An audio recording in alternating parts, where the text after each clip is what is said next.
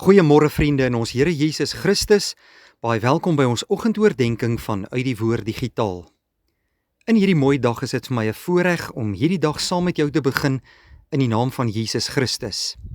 En kom ons lees vanmôre saam uit die woord van die Here. 2 Tessalonisense 1 vers 8 en 9.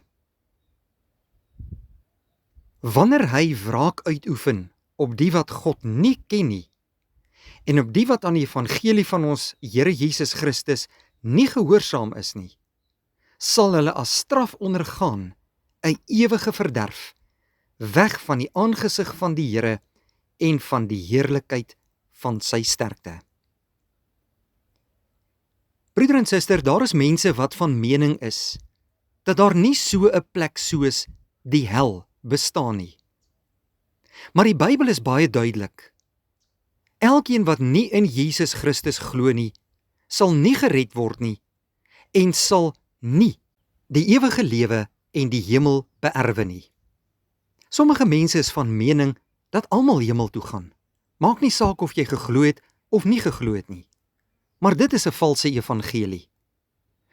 Die Here Jesus Christus is baie duidelik wanneer hy in die woord van God vir ons kom sê dat daar 'n straf en 'n ewige oordeel sal wees in Matteus hoofstuk 24. Maar dit is ook baie duidelik vir ons beskrywe in Openbaring 20 vers 15. En as dit bevind is dat iemand nie opgeskrywe was in die boek van die lewe nie, sal hy in die poel van vuur gewerp word. Die hel is 'n fisiese plek. Dis 'n plek van God verlatenheid volgens 2 Tessalonisense 1. Dis 'n plek van ewige oordeel en straf. En Jesus sê self in sy profetiese rede in Matteus 24, daar sal 'n geween wees en 'n geknars van die tande. Hierdie plek is bedoel vir die goddeloses en vir hulle wat geweier het om Jesus Christus hulle saligmaker en verlosser te maak. Dis 'n plek van ewige oordeel. Niemand wil hier wees nie. Daarom wil ek vandag 'n ernstige beroep op jou doen, jy wat luister na hierdie boodskap, om jou saak met Jesus Christus reg te maak. Want die Bybel leer vir ons, Jesus is die enigste weg tot verlossing in Johannes 14 vers 6. As ons in hom glo, word ons sonde vergewe, word ons vrygespreek en word ons gered van die ewige oordeel en die hel. Jesus Christus is die enigste een wat vir jou die poorte van die hemel kan laat beerwe. Indien jy nie in hom glo nie, sal jy in die hel gewerp word.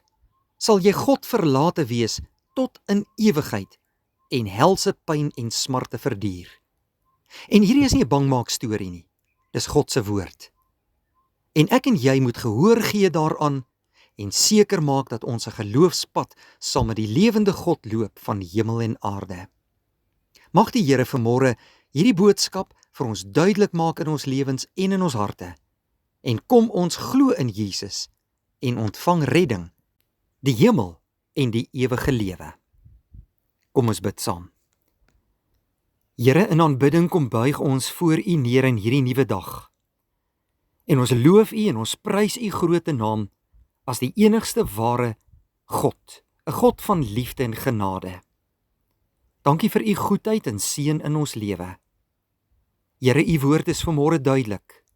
Elkeen wat nie in God glo nie, sal geoordeel word en die hel en die ewige straf ontvang. Ons wil nie daarheen gaan, Here. Ons wil 'n pad saam met U loop.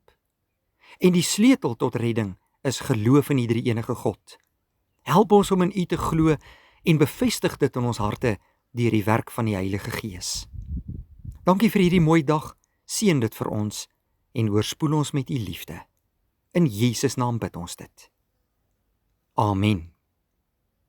Dankie vriende, 'n mooi dag.